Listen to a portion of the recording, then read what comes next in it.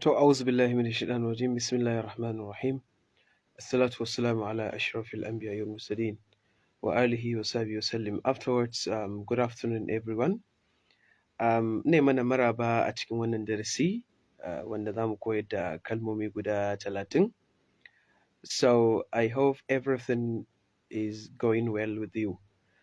Today we're going to talk about 30 English vocabulary that I'm sure will help learners of English at all levels, because the words that we're going to discuss today are connected with different angles of life and also the professions that we engage in, or rather we practice our own occupations. So the first word that I'm going to teach today is the word stash. Stash is spelled S-T-A-S-H. That is stash. When you say stash, then the word is an informal verb. It means to store something in a safe or secret place. Idan aka ce stash ma'anarsa shine wato a killace abu a wani guri wanda yake secret, wato guri wanda yake na sirri, ko ko a safe place, guri wanda yake na sirri. That is the meaning of stash.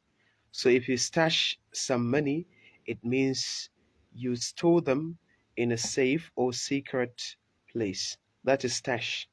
For example, she has a fortune stashed away in various bank accounts. She has a fortune. Ai ma'ana tana da kuɗi masu yawa. Stashed away. Ai ma'ana stored in a safe or secret, bank accounts. Tana da wasu kuɗaɗe wanda ta ɓaɓɓoye a wato wasu asusu na banki da ake da su. To wannan shine ma'anar kalmar stash ɗin. We have another example. Misali zaka iya cewa the gun was stashed under the bed. The gun was stashed under the bed. It means the gun was stored secretly under the bed.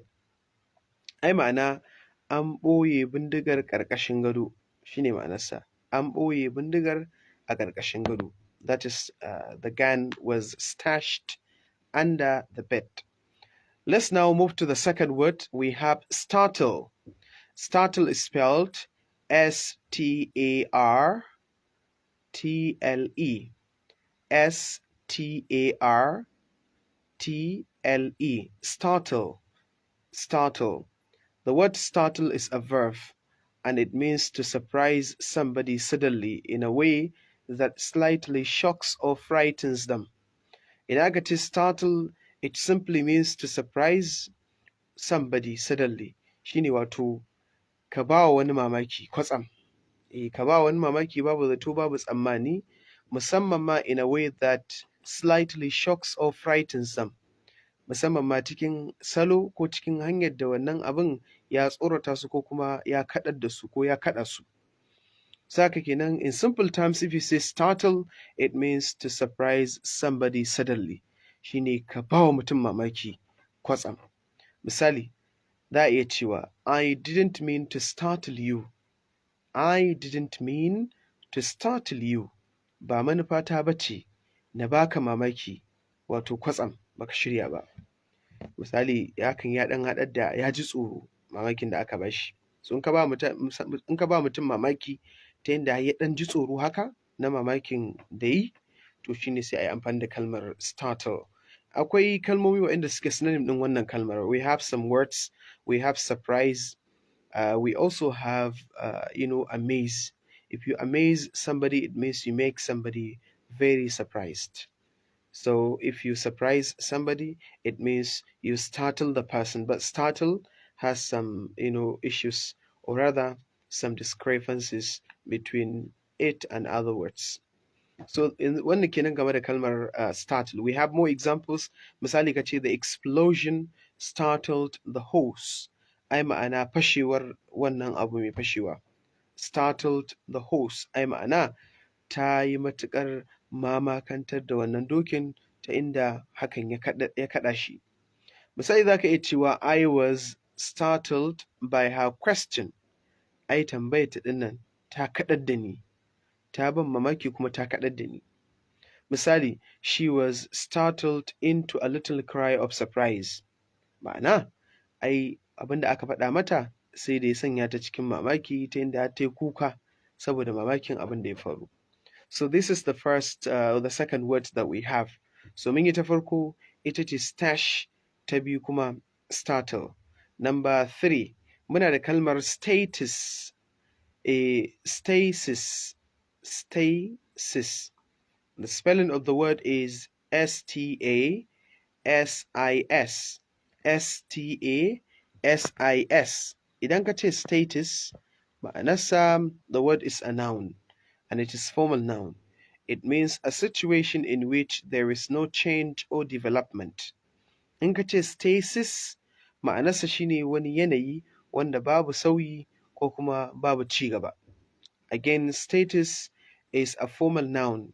Stasis is a formal noun and it means a situation in which there is no change or development. Ka ce development, development, wato wani yanayi wanda ya zamo babu sauyi kuma babu ci gaba. That is stasis. Example, the country has been in stasis for 40 years. Ƙasar ta kasance a cikin yanayi na rashin ci gaba ko kuma a cikin yanayi wato na rashin wato kamar haɓaka tsawon shekaru 40. That's word number 3. Let's now move to number 4. We have the word stalwart. Stalwart. Stalwart is spelled STALWART. Again, STALWART. Stalwart. When it says stalwart, it is an adjective, as I have said. It means somebody that always shows support and able to be relied on even in a difficult situation. Idan aka ce stalwart, ma'anarsa shine wanda kullum yake nuna goyon baya sannan kuma yake a shirye a dogara da shi. Sannan wato ko da hakan ya kasance in a difficult situation. Shine ma'anar kalmar stalwart. So in ka ce stalwart, ma'anarsa shine wanda wato yake nuna goyon baya sannan wanda kuma yake a shirye a dogara da shi ko da kuma hakan ya kasance a cikin wani yanayi wanda yake wato difficult. In other words, you can say faithful. A faithful shi ma ma'anarsa ɗaya da stalwart. That's about word number 4. You can say, for example, he has stalwart supporters. He has stalwart supporters. Ai ma'ana yana da magoya baya waɗanda suke ‘yan amutinsa. Ka iya cewa yana da ‘yan amutu da yawan gaske. Ma'ana magoya baya waɗanda a koda yaushe za a iya dogara da su saboda yanayin halascinsu.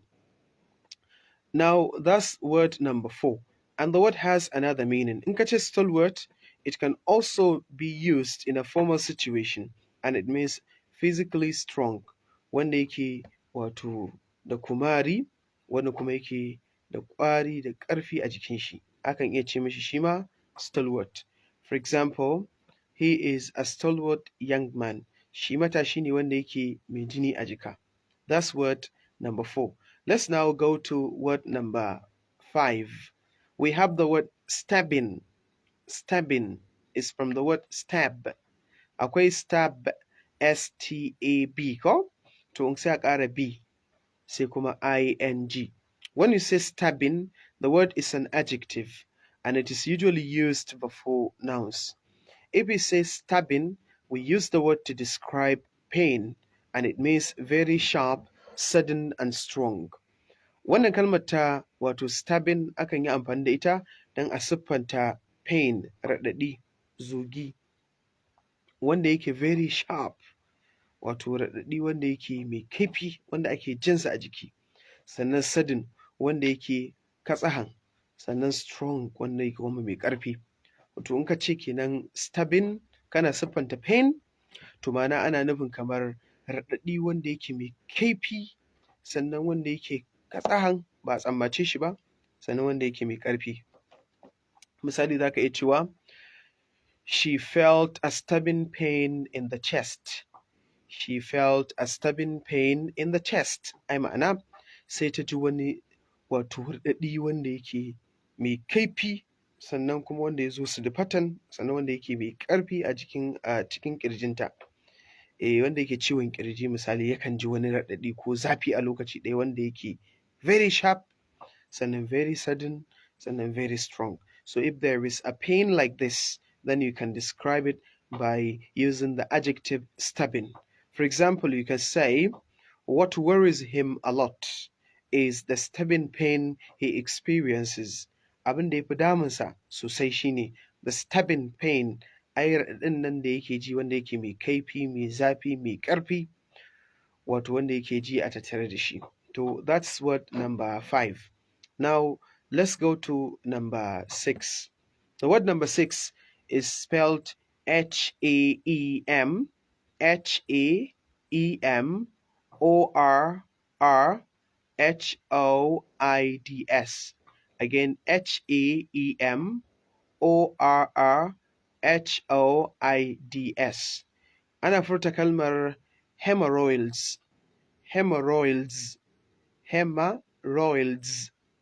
Again, the spelling is H-A-E-M-O-R-R-H-O-I-D-S. Hemorrhoids. If you say hemorrhoids, then it means veins at or near the anus that have become painful and swollen. Da Hausa idan aka ce hemorrhoids kawai yana nufin basir. Shine hemorrhoids. Wato yana nufin kawai basir kenan. Sannan wannan kalmar ta hemorrhoids tana da synonym, wacce ita ce P-I-L-E-S. P-I-L-E-S. Shine ake cewa piles. So in ka ce piles ko ka ce hemorrhoids, duka waɗannan kalmomin guda biyu ana amfani da su kuma ana nufin basir. Amma hemorrhoids an fi amfani da ita a asibiti. Yawwa, shine yanda abin yake. Ana amfani da ita a asibiti, musamman likitoci sukan fi amfani da ita. A normal turanci da muke amfani da shi mu kuma, za ka iya cewa kawai piles. Misali, he suffers from piles. Amma ka sa F. Akwai files na file. Sannan kuma akwai piles mai P. To mai P ɗin P-I-L-E-S. So in ka ce he suffers from piles, ma'anarsa yana fama da basir. That's the meaning. Za ka ce, for example, I suffered from piles last year. Idan abin ya riga ya gabata a baya. That's word number 6 kenan. Shine hemorrhoids ko kuma a ce piles kenan. To, yanzu kuma za mu shiga gurin wato ardin wasu phrases da akan yi amfani da su a turanci. Wato, akwai kamar wasu idioms ka iya cewa, yankin jumloli wanda muke ce musu adon magana, wanda akan yi amfani da su a turanci, wanda suna da gwanin sha'awa. In ka zo za ka yi turanci ka sa su, amma fahimtar su cikakkiya ita za ta taimaka gurin iya amfani da su. Saboda kada a riƙe lambar da muka tsaya. Yanzu mun yi kalma ta 6 ne, to za mu tashi kalma ta 7, wanda za mu karanto wannan idiom ɗin. Idiom ɗin shine speak and span. Speak and span. Speak and span. In ka ce speak and span, then this is an idiom, and it is acting as an adjective. Akan yi amfani da shi a matsayin sifa. So in ka ce speak and span, the word is spelled S-P-I-C. S-P-I-C shine speak ɗin. Ba speak na magana ba. S-P-I-C sai kuma kalmar and sai kuma span shine S-P-A-N. So in ka ce speak and span, it means neat and clean. Abin da yake a gacce, a tsabtace, kuma a gyare. Shine ma'anar speak and span. For example, their house, gidansu, is always speak and span. Wato a tsabtace yake kuma a gyare yake. So in kana son ka sa adon magana kana cikin yin turanci, to daga cikin abin da zai taimaka maka shine ai ka san kalmar clean mai tsafta, ka san kalmar neat yana nufin abin da yake gyararre da tsafta. So sai ka ƙara da wannan idiom ɗin, ta yanda yau in ka amfani da neat, gobe ka yi amfani da, for example, clean, then jibi sai ka sa kuma speak and span. So you can say their house is always speak and span. That's word number 7. Now let's go to word number 8. Kalma ta takwas wacce za mu tattauna a kanta cikin darasinmu na yau ita ce shine phrasal shine idiom ɗin da ake cewa mix and match. Mix and match. Mix, remember, is M-I-X. Sai kuma match shine M-A-T-C-H. M-A-T-C-H. In ka ce mix and match, it means to combine things in different ways for different purposes. If you mix and match, it means you combine things in different ways for different purposes. So when you combine things in different ways for different purposes, then you mix and match. For example, you can mix and match courses to suit your requirements. You can say, in my online English classes, misali ban baku misali, online English classes dina akwai kwasa-kwasai wanda suka shafi grammar, akwai wanda suka shafi pronunciation, akwai wanda suka shafi vocabulary, akwai wanda suka shafi misali literature, akwai wanda suka shafi abubuwa dai da yawa, special services haka. To a nan zan iya cewa ga ɗalibi in yazo zai yi zan iya cewa you can mix and match courses to suit your requirements. In ka so ka iya wato combine, ma'ana za ka iya tattara kwasa-kwasai wato wanda za su dace da abin da kake nema. Mutum ya zo yana son zai gyara farcinsa, zai gyara tenses ɗinsa, zai gyara wannan vocabulary ɗinsa, kun ga abubuwa guda uku. To kaga at least yana neman different courses. Akwai course mu na tenses misali, akwai wanda aka yi akan vocabulary, akwai wanda aka yi akan pronunciation. To duka waɗannan ukun daban-daban suke. So wannan expression za ka yi amfani da shi a nan kawai sai ka ce you can mix and match courses to suit your requirements. Ai ma'ana you can combine courses in different ways for different purposes. English tenses to cope with your tenses problems. Vocabulary to cope with your lack of words and expressions, and also conversational English to remedy your problems of having nothing to say when you come to converse with people. So this is how you can use the idiom. That is number 8. Let's now very quickly go to the next expression. That is number 9. And number 9, muna da tighten your belt. In Nigerian English and other, for example, wrong Englishes, people use tighten your belt to mean to work hard, but this is not the issue. In other words, when you say tighten your belt, it means to spend less money because there is less available. Idan aka ce tighten your belt in English, ma'anarsa ta ainihi ba wai ta Najeriya ba. Tana nufin shine ka ƙarar da kuɗaɗe kaɗan saboda kuɗaɗen da ake da su available ba su da yawa, sun yi ƙasa. To in ina son in ce ka ɗan cancana kuɗinka, to sai in ce tighten your belt. That is how we use the expression in English. So more in Nigerian context, when you say tighten your belt, it means to work hard. To amma a turanci wanda yake tsayayye wanda ma iya ce mishi daidaitaccen turanci, abin da ake cewa shine za ka iya cewa kawai work hard. That's number 1. Ko ka ce misali buckle down. Buckle down. Ai yana nufin ka yi aiki tukuru. Amma in ka ce tighten your belt, ma'ana ka ƙarar da kuɗi kaɗan saboda babu kuɗaɗen. That's expression number 9. Therefore, za ka iya cewa misali, with price increases on most goods. Kamar yanayin da muke ciki. Wannan misalin cikin dictionary ne. To ku tsaya ku ji shi sosai. With price increases. Nan a kiyaye. Kalmar increase in ta zo a verb or a noun ana furta ta hanyar sa mata stress on the first syllable. Sai ka ce increase. In ta zo a verb sai ka ce increase. Yawwa. To in ka ce with price increases on most goods. Ma'ana dogaro da hauhawar farasussuka kusan ga dukkanin kayayyaki, sai aka sa comma. Everyone is having to tighten their belt. Everyone is having to tighten their belt. Ya zama wajibi, shine is having, everyone is having. Ya zama wajibi kowa da kowa ya rinka cancana kuɗinsa. Mana ya rinka ƙarar da kuɗi kaɗan saboda babu kuɗaɗe da yawa wanda suke samammu. A ƙara jin misalin nan. With price increases on most goods. Dogaro da wato hauhawar farasussuka a mafi yawa daga cikin kayayyakin da muke siya na yau da kullum. everyone is having to tighten their belt. Ya zama wajibi akan kowa da kowa ya kashe kuɗi kaɗan saboda babu isassun kuɗi waɗanda suke za a yi amfani da su. So kaga if you're speaking English and you want to tell somebody to spend less money because there is less available, then you can say tighten your belt, my friend. You can say, for example, I don't splash out. Kaga splash out shine wato ka karar da kuɗaɗe da yawa akan abubuwa haka shine a yi splash out ko. So kaga kenan to tighten your belt shi kuma is the opposite of splash out. So here you have opposites.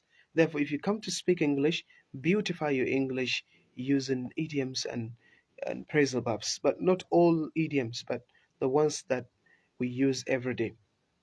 That's expression number 9. Let's go to number 10.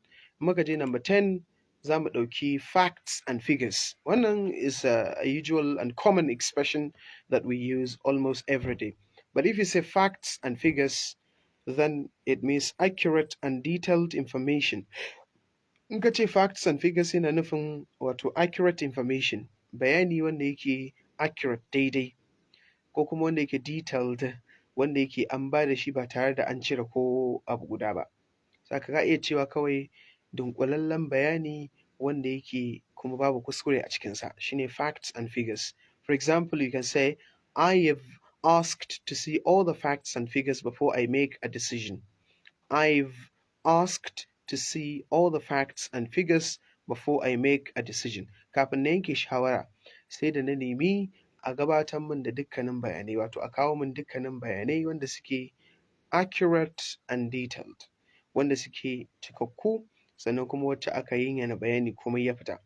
Za ka iya cewa, for example, all the facts and figures were presented at the meeting.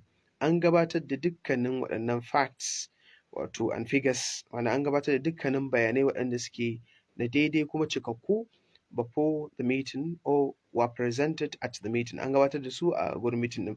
And then if you want to use facts and figures, the idiom facts and figures, then it means it is a plural idiom. Therefore, try as much as you can to use plural verb to talk about it.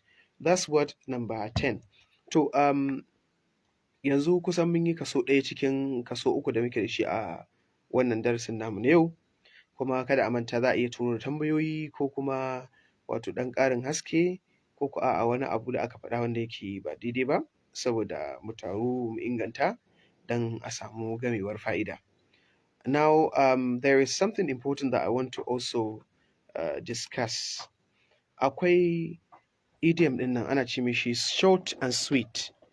Wato wayannan idioms suna da daɗin faɗa, za ku ga sukan fara da kusan same letters a su kalmomin guda biyu. So wannan ana ce musu wato expressions that begin with alliteration. Sun fara da alliteration ko? Misali akwai wannan idiom ɗin ana ce mishi short and sweet. Short and sweet. The phrase short and sweet is an informal phrase, and it means not lasting a long time but pleasant while it lasts. Abinda baya ɗaukar lokaci amma kuma yana da daɗi da ƙayatarwa while it lasts, a ɗan lokacin da ya ɗan wato kasance. Abinda yake mai daɗi, abinda yake mai daɗin kallo, mai ƙayatarwa a lokacin da yake kasancewa, kuma duk da cewa baya ɗaukar lokaci mai tsayi yana kasancewa. Shine sai ka ce short and sweet. For example, we don't have much time, so I'll keep it short and sweet.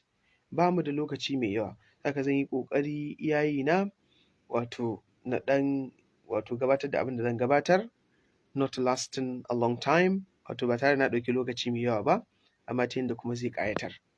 So that's how you can use the expression short and sweet. That's expression number 11. Now, very quickly, let's go to number 12. In the English language, if you want to say, for example, somebody eats a lot of somebody else's food, mutum ne ya zo abinci ba nashi ba, amma sai ya zo ya ci wani adadi mai yawa na abincin da ba nashi ba na wani.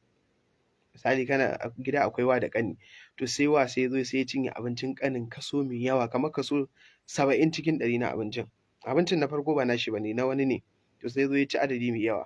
To a turanci, if you want to say this, sai ka ce eat somebody out of house and home. To eat somebody out of house and home. Wannan ana amfani da shi cikin yanayi na barkwanci, in ka faɗe shi za ka ɗan yi ɗan dariya, kuma it's an informal expression. It means to eat a lot of somebody else's food. Misali, how much longer is he staying? How much longer is he staying? He is eating us out of house and home. Eh, ai ma'ana, how much longer is he staying? Wai kwana nawa ne zai yi a nan ne? Irin kun yi baƙo. Kuma sai zo ɗan abincin da kuka tanada dai haka yana ta ainihin wato ainihin sambaɗewa. To sai wani ya kagu sai yake tambaya sai yake cewa how much longer is he staying? Wai da Allah tambaye ku kamar wato gwargwadon wani tsawon lokaci zai ɗauka a nan ne yana tare da mu. He is eating us out of house and home. Out of house and home. Ba ku gani ba sai cinye mana abinci yake yi? To shi ne. To in kana son ka ce ya zo yana ta cinye mana abinci kawai sai ka ce he is eating us out of house and home. Ai ma'ana yana cinye mana abinci, shi ne kawai in simple English if you want to use it. Me kun ka ce he is eating our food, to sai ka amfani da idiom. Saboda kada ya gane. Idan wani ya gane zai ce to haka kuma aka yi. So let's now go to expression number 12, and this expression is also very important and nice. Wato akwai this idiom in English. If you would like to admit that what you said was wrong, idan kana son ka ce abin da ka faɗa kuskure ne, to in English ana amfani da expression ɗin eat your words. To eat your words. Eat na cin abinci, sai kuma yo, sai kuma words na kalmomi. So if somebody eats their words, it means they admit what they said was wrong. Shine mutum ya yarda cewa abin da ya faɗa kuskure ne. Misali, when he told her she would fail, a san da ya faɗa mata cewa za ta faɗi, she swore, sai ta yi rantsuwa, she would make him eat his words, sai ta sanya shi ya haɗiye wato abin da ya faɗa, ko ya yi amai ya lashe. Sa kamar yin amai a lashe shine ake cewa eat somebody's words, or eat your words, or eat her words, da sauransu. So you can say, for example, the president ate his words. Ma'ana shugaban ƙasar wato ya yi amai da ya lashe. To shine yadda ake faɗa a Turanci bisa fasaha. You can say, for example, I will make him eat his words. Ai ma'ana sai na sanya shi ya yi amai ya lashe. You can say the journalists, 'yan jaridar made him eat his words. Sun sanya shi ya yi amai ya lashe. That's expression number 12. Let's go to number 13. In English language, if you would like to say, somebody keeps changing their mind or what they are doing. Idan kana son ka ce mutum yana ta caccanza abin da ke cikin zuciyarsa ko abin da yake aikatawa. Mutum ne, amma yana ta caccanza abin da ke cikin zuciyarsa. Yana ta caccanza ra'ayinsa akan abubuwa da yawa. Irin ya ƙi ya tsaye da abu guda ɗaya. So you can say, he chops and changes. He chops and changes. Like it, for example, stop chopping and changing. Chop shine CHOP. Sai ka ce stop, ka dakata ko? Stop chopping and changing. Ai ma'ana stop keeping changing your mind. Ka daina sassauya ra'ayyuka haka da wurwuri. An gani ko? Za ka ce, for example, what is he doing? Or what does he do? What does he do? Me sana'arsa. In ka ce what does he do? Me sana'arsa. Za ka yi cewa he chops and changes. Ai ma'ana he keeps changing what he is doing. Ai ma'ana yana ta caccanza abin da wato yake yi. Shine sai ka ce he chops and changes. This is how you express it in the English language. Ba mu tafi zuwa ga expression number 14. Muna da wato forgive and forget. Number 14 muna da forgive and forget. Idan aka ce forgive and forget, forgive shine FORGIVE. Ba cewa forgive. abin da ake cewa shine forgive, yawa, not forgive. So to forgive and forget, this is an idiom. And you can see that the idiom begins with F, and the second word also, or rather the third word begins also with F. So we have alliteration in literature. So akwai expressions irin waɗannan. If you forgive and forget, it means you stop feeling angry with somebody for something they have done to you and to behave as if it had not happened. Again, to forgive and forget, it simply means to stop feeling angry with somebody for something they have done to you and to behave as if it had not happened.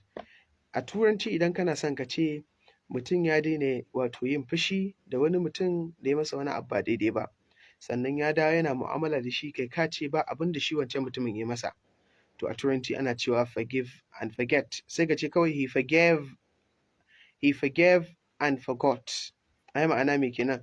Ai ma'ana ya daina fushi da shi kuma ya dawo yana mu'amala da shi kai ka ce ba abin da ya faru a tsakaninsu. You can say, for example, learn to forgive and forget.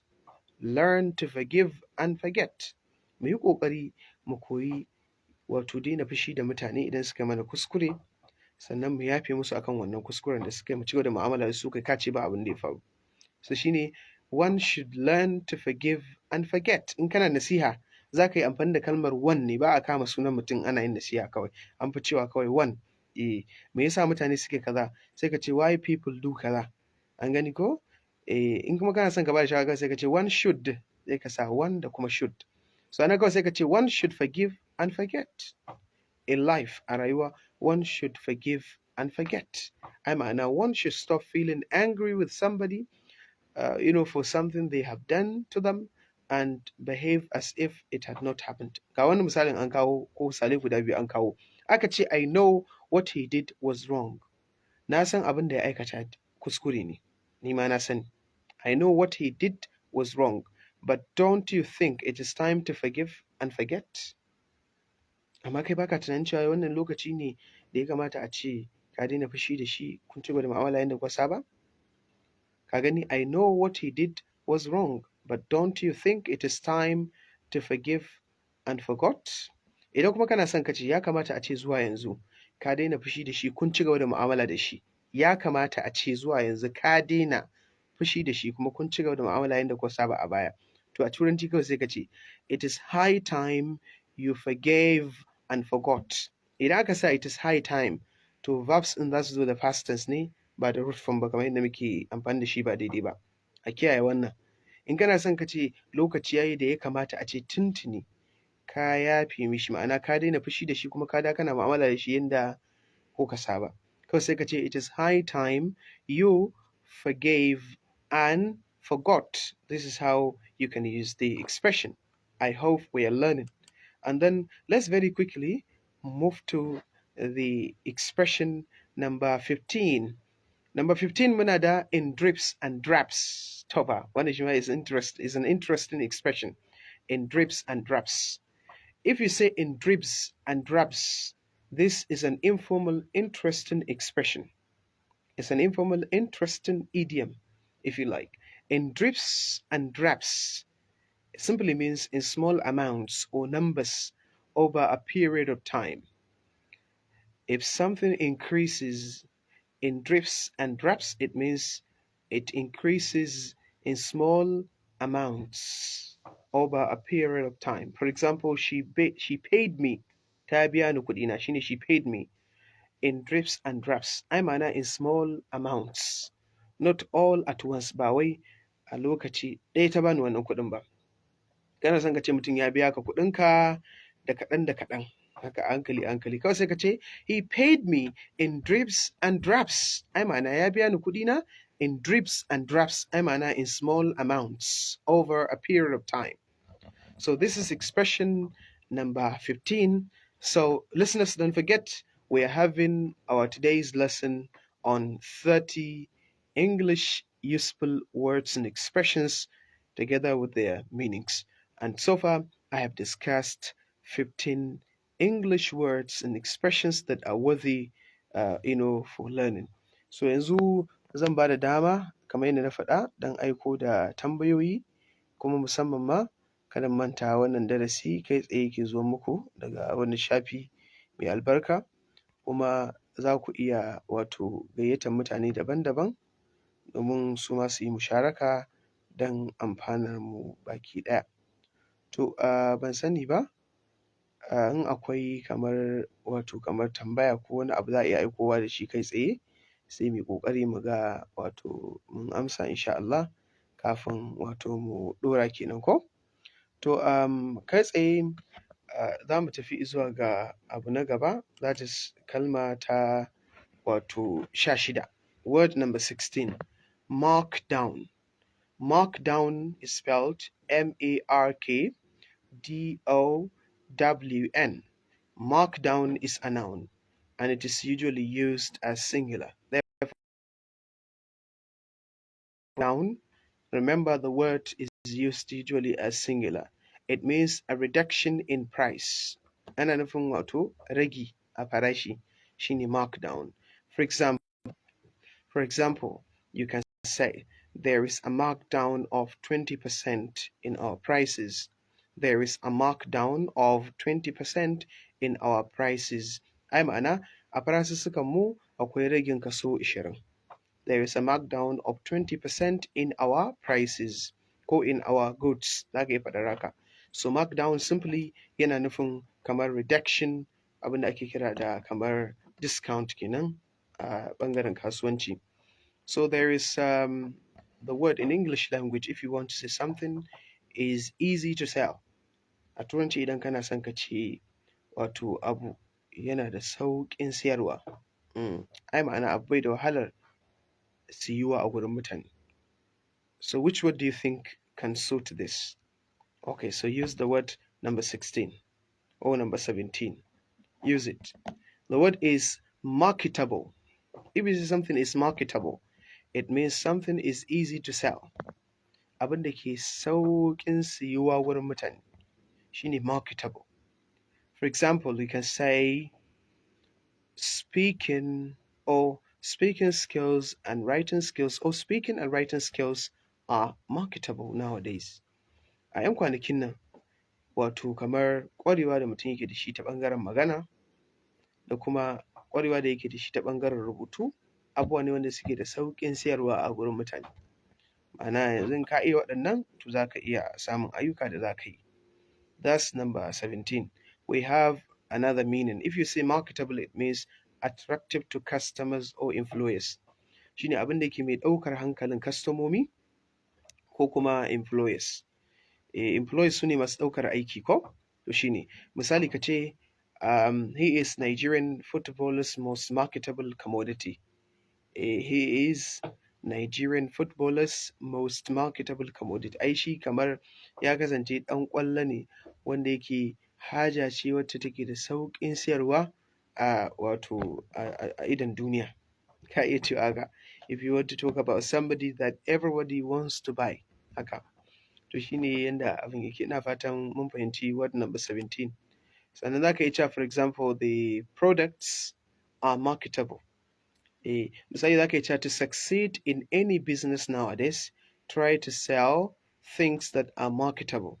Idan kana son ka samu nasara a dukkanin kasuwancin da ake a yau da kullum, to ka yi ƙoƙari ka sai da wani abu wanda yake marketable, ai ma'ana wanda yake easy to sell. Za ka iya cewa, for example, food and drinks are marketable. Da abinci da abin sha abubuwa ne masu sauƙin siyarwa wurin mutane. Let's go to word number 18. Word number 18, we have this, wonderful word that is crystallize. Crystallize is spelled C-R-Y. C-R-Y. Answer? S-T-A-L-S-T-A-L-L-I-Z-E. L-I-Z-E. Furucin shine crystallize. Crystallize. Again, C-R-Y-S-T-A-L-L-I-Z-E. Crystallize. Sannan akan yi spelling ɗinta da S-E maimakon Z-E. S-E British English, Z-E American English. The word can be transitive or intransitive verb. We use it to talk about thoughts, plans, blips, etc. It means to become clear and fixed, or to make thoughts, blips, etc. clear and fixed. Abin da ake nufi shine wato ka yi ƙoƙari gurin warware wato kamar wahalar fahimta ta wasu tunaninnika ko ta wasu wato aƙidu ko kuma ta wasu tsare-tsare.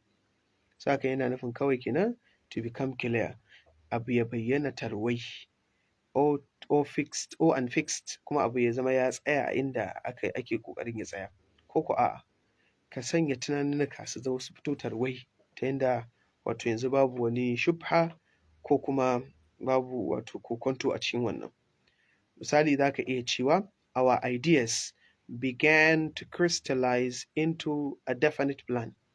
Ai ma'ana tunaninnikanmu sun fara ƙoƙarin wato fitowa tarwai a cikin wato wani tsarin wanda yake sananne. Wato mutane suna da tunaninnika sai suka fara yin tsari gurin aiwatar da waɗannan tunaninnika. To sai kake son ka ce ai wannan tunaninnikan namu sun fara fitowa tarwai idan aka yi duba zuwa ga wannan plan ɗin da wato aka samar kenan. Sannan you can crystallize something. Misali za ka ce the final chapter ta ƙarshe crystallizes all the main issues. Ai ma'ana has made all the main issues clear and fixed. Ta warware dukkanin wasu ƙulli na abubuwan da ba a fahimta ba. That's word number 18. Let's go to word number 19. Kalma ta wato kamar 19. To wannan za mu kawo wani adon magana ne. Wannan adon maganar ana son wato ina son mutane su kiyaye sosai saboda yakan faru sosai da sosai. In English, if you want to say somebody wastes time worrying about something that has happened and that they cannot do anything about. Idan kana son ka ce misali mutum ya ɓata lokaci yana ta damuwa akan wani abu wanda ya riga ya faru kuma wanda wato ba abin da zai iya yi akan wannan abu saboda ya riga ya faru. To za ka iya cewa cry over spilled milk. Za ka ce they are just crying over spilled milk. Cry na kuka ko sai over, over, sai kuma spilled shine spilled, sai kuma milk na madara. So if somebody cries over spilled milk, or a British English ana ce spilled milk shine spilt ko spilled, mu a British English haka muke cewa. A Amurka suna ce spilled kamar learned da learned. So duka biyun da sun inganta. Cry over spilled milk, ai ma'anarsa shine to waste time worrying about something that has happened that you cannot do anything about. Misali za ka yi cewa, as the saying goes, it is no use crying over spilled milk. Kamar dai yadda ake faɗa, wato ba da wani amfani mutum ya zo yana ta damuwa akan wani abu da ya riga ya faru kuma ba abin da zai iya yi don ya gyara wannan abin da ya riga ya faru. That's expression number 19. Let's now go to number 20. The word number 20, we have the adjective fizzy. Fizzy is spelled Fizzy. So if you say fizzy, we use it to describe drinks, for example. And the word has a comparative form. You can say physia, and the superlative form, physist. So you can say fizzy, physia, physist. It means having bubbles of gas in it. Yana nufin abin da yake da gas. Abin sha mai gas shi ake kira da fizzy. Misali za ka iya cewa, I don't take fizzy drinks. Ai ma'ana bana shan abubuwa waɗanda suke wato fizzy. Ma'ana waɗanda suke masu wato gas kenan. So in kana son ka ce baka shan abubuwa masu gas, to za ka iya cewa I don't take fizzy drinks. Ai ma'ana bana shan abubuwa waɗanda suke masu gas kenan. So you can also say sparkling. Sparkling is another adjective that you can use to describe something that has bubbles of gas in it. So you can say, for example, I don't take sparkling, for example, drinks. It means I don't take drinks that have, bubbles of gas in it. So this is how we can use the word. That's word number 20. Let's now move to number 21. Number 21 is the word garrot. Garrot is spelled Garrotte. Garrot. The word garrot is a verb and it simply means to kill somebody by putting a piece of wire etc around their neck and pulling it tight. Idan aka ce garrot, to ita wannan kalmar akan yi amfani da ita ana nufin a kashe mutum ta hanyar saka masa wata waya da sauransu a wuyan mutum sannan kuma sai a ja ta don a kashe shi. To masu kisa da waya haka ta hanyar sa waya a jikin wuyan mutum to ana kiran irin wannan nau'i na kisa da kalmar garrot. Misali, you can say he had been garroted and his tongue had been cut out. Ai ma'ana an kashe shi ta hanyar wato tamke masa wuya da waya. And his tongue, sannan harshensa, had been cut out, ma'ana an cire harshensa. Allah kiyaye. Word number 22, we have word number 22. Akwai a turanci an ana son a ce misali kamar gudun makaranta. So ana akan yi amfani da kalmar skive. Skive is spelled S-K-I-V-E. S-K-I-V-E shine skive. Skive yana nufin gudun makaranta. For example, you can say he skives from school always.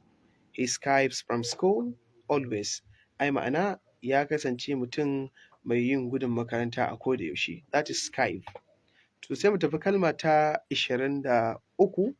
Kalma ta 23 ita ce kalmar sprain. Sprain is spelled S-P-R-A-I-N.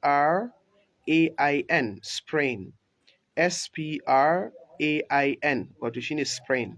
Kuma za ka iya cewa wrench shine W-R-E-N-C-H. These two words have the same meaning. Duka suna nufin gurɗewa shine sprain ko a ce kuma wrench. Misali, he wrenched on his leg. Ai ma'ana ya gurɗe ƙafarsa ko ya gurɗe da ƙafarsa. Shine ma'ana he wrenched on his leg. Ya gurɗe da ƙafarsa. Word number 14 muna da kalmar wrecked. In ka ce wrecked yana nufin abin da ya gaji sosai. Ko wanda ya gaji sosai in kana siffanta mutum. Wrecked shine W-R-E-C-K-E-D. You can say I feel wrecked today. I feel wrecked today. Wallahi yau dinnan na gaji na yi liƙis. In other words, you can say I feel exhausted. Exhausted is spelled E-X-H-A-U-S-T-E-D. Exhausted. Ko ka ce I feel drained. Shine D-R-A-I-N-E-D. Drained. All these words are used to describe somebody who is very tired. Now let's move to word number 25. In aka ce wato in aka tafi kalmar number 25 za mu kawo kalma wacce take nufin wato bacci. You know, sleep yana nufin bacci ko yin bacci, ma'ana as a noun or as a verb. In other words, you can use the word keep, shine K-I-P. So to keep, ma'anarsa shine to sleep. For example, let me keep for a moment. Ai ma'ana bara na ɗan yi bacci na ɗan wani lokaci. Let me keep for a moment, it means bara na ɗan yi wani bacci na ɗan wani lokaci. Then the next word, that is word number 26. Word number 26. Let's talk about another word that means song. If you say keep, if you say melody, in aka ce melody yana nufin a song, waƙa kenan. Shine melody, yana nufin waƙa. The spelling is M-E-L-O-D-Y. M-E-L-O-D-Y shine melody, wato ka iya cewa kenan waƙa, a song kenan. Misali, he listens to lovely melodies. He listens to lovely melodies. Ai ma'ana ya kasance yana sauraron waƙoƙi waɗanda suke masu daɗi. So that's word number 26. Word number 27 muna da kalmomi waɗanda wato suke masu matuƙar ƙayatarwa wanda nake son mu rufe da su. Da farko akwai kalmar glower. Mun san kalmar glare ko? Glare shine harara ko? So ga wata 'yar uwarta. That's word number 27. Glower is spelled Glower. To glower means to glare, shine mutum ya harara. Misali ka ce, if he laughs at her, she glowers in return. Idan ya mata dariya, ita kuma sai ta harare shi. To idan ya mata dariya, ita kuma sai ta harare shi. That's word number 27. The next one is the word catnap. Akwai ƙailula da ake cewa, shine wato kamar bacci da ake ɗan yi da rana ko da ɗan wasu 'yan mintuna haka. To kalma ta 28 ita ce wannan kalma ɗin, catnap. In ka sa cat na mage C-A-T, sai kuma nap N-A-P, catnap. So catnap simply means ƙailula, wannan bacci da ake ɗan yi haka, barcin ƙailula. Misali, we should at times have or take cat naps. Zaka ce, let me have a cat nap. Ana bara ɗan yi ɗan bacci na ƙailula. Ko let me take a cat nap. To shi ma wannan yayi. Now, let's go to word number 29, second to last. Kalmar ta biyun ƙarshe ita ce wato kalmar grimace. Idan aka ce grimace yana nufin yatsa na fuska saboda jin zafi ko tsorata da sauransu. That's word number 29. Misali za ka iya cewa, she stumbled over a book. Ta yi tuntuɓe da littafi. Shine she stumbled over a book. Ta yi tuntuɓe da littafi. And she grimaced at him. Sai ta ɗan yatsa na fuska gare shi. Mana sai ta ɗan yatsa ne masa fuska. To shine grimace. And the spelling is G-R-I-M-A-C-E. That is grimace. So now let's end the lesson with this word. A Turanci, abincin safe ana ce masa breakfast. Abincin rana ana ce mashi lunch. Amma misali idan mutum bai ci abincin safe ba, sai zama kuma lokacin cin abincin ranar ya yi. To a nan kenan an samu wani abinci wanda shi ba na safe ba, shi ba na rana ba. To abincin da ake ci a makare da safe, an gani da ya kamata, ko da yake gamayya ne na safe da na rana irinsa, sai a yi abin da ake kira da blending. Sai a ɗauko farkon kalmar breakfast, sai a ɗauki BR ɗin nan ta farko, sai a watsar da ragowar. Sai a tafi kalmar lunch, ita kuma sai a ɗauki farkonta L ɗin nan, sai a yadda shi, sai a ɗauki ragowar. Wato an ɗauki farkon kalmar breakfast, an ɗauki ƙarshen kalmar lunch. To sai a tashi wata kalma ana ce mata brunch. Shine B-R-U-N-C-H. Brunch. Yana nufin a combination of breakfast and lunch that is eaten late in the morning or late in the afternoon. Shine gamayya ta abincin safe da na rana, wanda yawanci akan ci wannan abincin a can wajejen rana-rana haka, wanda yake kamar an haɗe shi da na safe da na rana. So thank you so much, and these are the 30 words that I promised to teach today, and I hope you have learned so many things from this video or from this lesson. Remember, you can join our online classes to learn more about these words. Akwai kalmomi da yawa waɗanda akwai kwasa-kwasai da yawa wanda aka tattauna kalmomi ire-iren waɗannan, wanda I'm sure that in dai kana da matsalar kalmomi za ka iya wato register waɗannan kwasa-kwasai don ka koyi su. Akwai course wanda aka koya kalmomi guda 400, akwai kuma wanda aka koya kalmomi ta hanyar karanta littattafai daban-daban. So in kana so sai kai kokari ka yi register, kuma I'm sure that you will learn a lot of things. Za ma ka iya koyon turancin jumlatan wahida duka daga waɗannan online courses ɗin da muke da su. Kuma insha Allah za ka ji daɗi, kuma za ka gaya wani ma ya join ɗinsu. Thank you so much, and I wish you best of luck. Goodbye. Remember, you can send your questions about things that you don't understand, so that in our next lesson, I will be able to explain them. Goodbye.